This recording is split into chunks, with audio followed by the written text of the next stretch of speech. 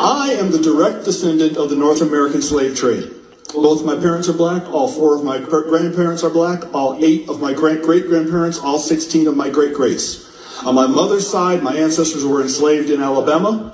On my father's side, we were enslaved in Texas. I am not oppressed. I'm not oppressed, and I'm not a victim.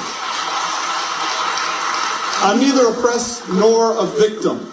I travel all across this country of ours.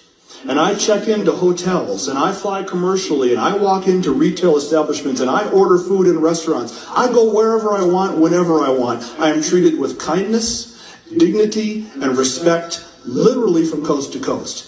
I have 3 children. They are not oppressed either, although they are victims. I've taught my children they are victims of 3 things: their own ignorance, their own laziness, and their own poor decision making. That is all. My children, we are not victims of America. We are not victims of some unseen 190-year-old force that kind of floats around in the ether.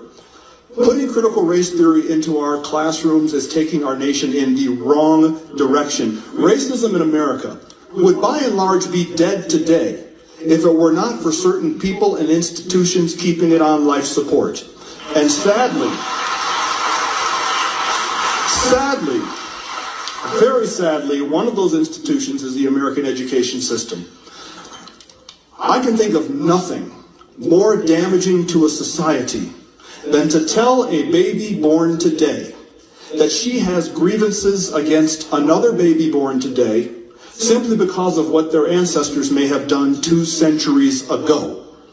There is simply no point in doing that to our children. And putting critical race theory into our classrooms in part does that. Putting critical race theory into our classrooms is not combating racism, it's fanning the flames of what little embers are left. I encourage you to support this resolution. Let racism die the death it deserves, and let's keep living the life of our country that we want. Thank you.